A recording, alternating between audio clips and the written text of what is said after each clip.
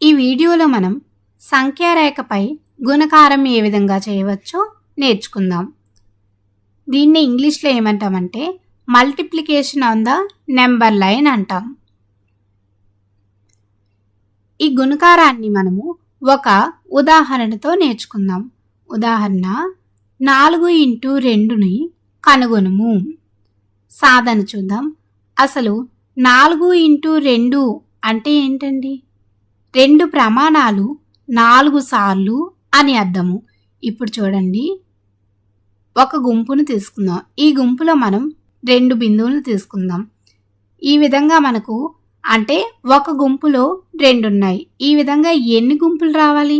4 గుంపులు రావాలి. అంటే ఇది ఒక గుంపు, ఇది ఒక గుంపు, ఇది ఒక గుంపు. ప్రతి గుంపులో మనకు ఎన్ని ఉన్నాయి అంటే దీంట్లో ఎన్ని ఉన్నాయి? 2 ఉన్నాయి. దీంట్లో కూడా ఎన్ని ఉన్నాయి? 2 ఉన్నాయి. దీంట్లో ఎన్ని ఉన్నాయి? 2. అంటే ఈ విధంగా మనకు ప్రతి గుంపులో 2 ఉన్నాయి. అంటే ఎన్ని? మొత్తం 4 గుంపులు ఉన్నాయి. ఇప్పుడు వీటన్నింటినీ కలిపామనుకోండి, అప్పుడు ఎంత వస్తుంది? 8 వస్తుంది. అంటే 4 ఇంటూ 2ని మనము ఈ విధంగా రాసుకున్నాం. అంటే 2ని 4 సార్లు కలిపితే మనకు 8 వస్తుంది. ఇది మనకు గుణకారం కదా. అయితే ఈ గుణకారాన్ని నేరుగా మనం సంఖ్యారేఖపై చేద్దాం. సంఖ్యారేఖను ఏ విధంగా తీసుకోవాలి మరియు సంఖ్యారేఖపై సంఖ్యలను ఏ విధంగా గుర్తించాలి అనేది మనం ముందు వీడియోలో నేర్చుకున్నాం.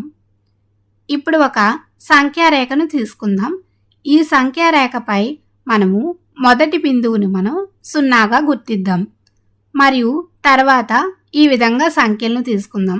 ఇక్కడ మనం సంఖ్యారేఖపై 0 నుంచే ఎందుకు మొదలు పెట్టాము అంటే పూర్ణాంకాలు మనకు 0 నుంచి మొదలవుతాయి కాబట్టి మనం సంఖ్యారేఖపై 0 నుంచి తీసుకున్నాం.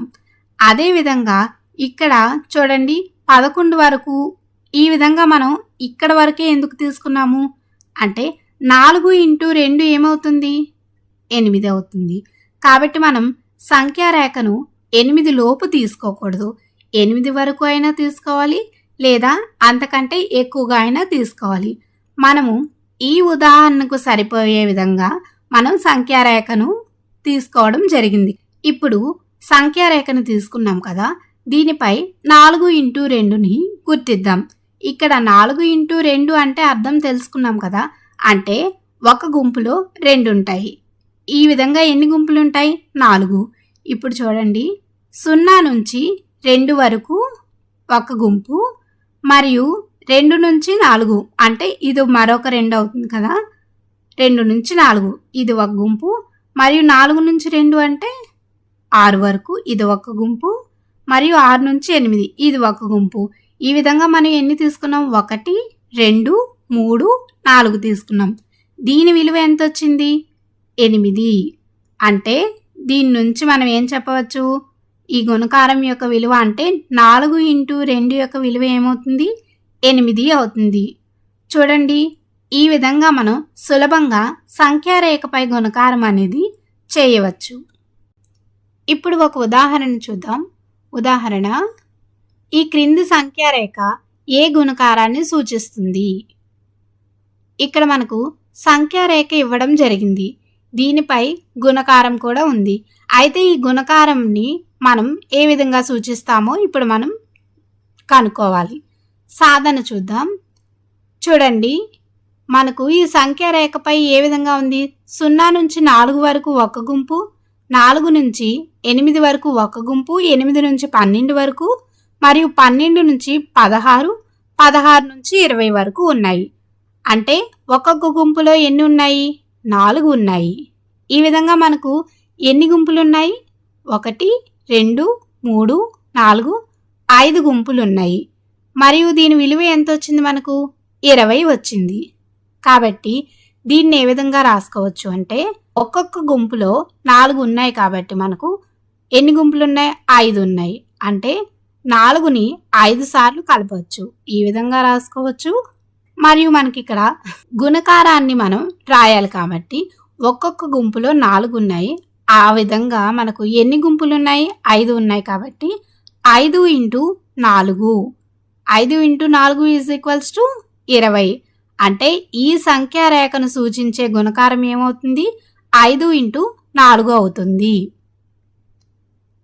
మరియు మరొక ఉదాహరణ చూడండి. 7 ఇంటూ 3 ఈ విలువను కనుగొనుము. సాధన చూద్దాం. 7 ఇంటూ 3 అంటే మనకి ఏంటి అర్థం? ఒక గుంపులో 3 ఉంటాయి. అలా ఎన్ని గుంపులు ఉంటాయి? 7 గుంపులు ఉంటాయి. దీనిని మనం ఇప్పుడు సంఖ్యారేఖపై గుణకారం చేద్దాం. ముందుగా సంఖ్యారేఖను తీసుకుందాం. ఈ సంఖ్యారేఖను మనం 0 నుంచి తీసుకున్నాము మరియు ఇక్కడ సంఖ్యారేఖ 23 వరకు తీసుకోవడం జరిగింది. ఇప్పుడు 7 ఇంటూ 3 విలువ ఎంత? 21 అవుతుంది. 7 మూళ్ళు 21 వస్తుంది కాబట్టి మనం సంఖ్యారేఖపై 21 లోపు మనం తీసుకోలేము. సంఖ్యారేఖను 0 నుంచి 21 వరకు అయినా తీసుకోవచ్చు, లేదా అంతకంటే ఎక్కువ సంఖ్యలను తీసుకోవచ్చు. కాబట్టి మనం ఈ ఉదాహరణకు సరిపోయే విధంగా సంఖ్యారేఖను ఈ విధంగా తీసుకున్నాం. ఇప్పుడు ఈ సంఖ్యారేఖపై 7 ఇంటూ 3ని గుర్తిద్దాం. అంటే ఒక గుంపులో మనకి ఎన్ని ఉంటాయి? 3 ఉంటాయి. కాబట్టి 0 నుంచి 3 వరకు ఒక గుంపు, మరియు 3 నుంచి మరొక 3 అంటే 6 వరకు ఒక గుంపు, 6 నుంచి మరొక 3 అంటే 9, 9 నుంచి మరొక 3 అంటే 12, 12 నుంచి మరొక 3 అంటే 15, 15 నుంచి మరొక 3 18 అవుతుంది. 18 నుంచి మరొక 3 21 అవుతుంది. ఇప్పుడు ఈ విధంగా మనం ఎన్ని గుంపులు తీసుకున్నాం?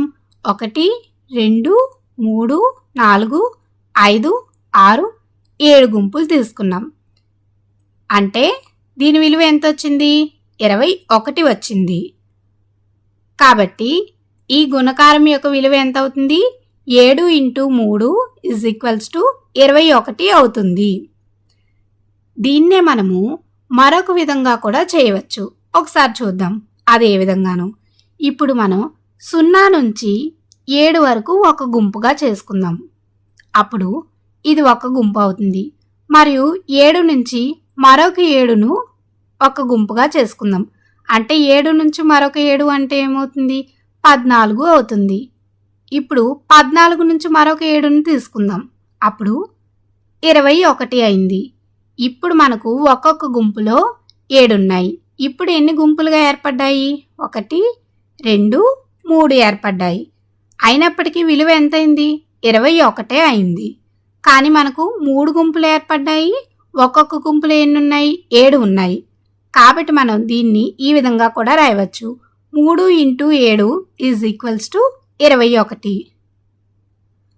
అంటే ఈ గుణకారాన్ని మనం సంఖ్యారేఖపై ఈ 2 విధాలుగా కూడా చేయవచ్చు. ఈ వీడియోలో మనము సంఖ్యారేఖపై గుణకారం ఏ విధంగా చేయవచ్చో నేర్చుకున్నాము.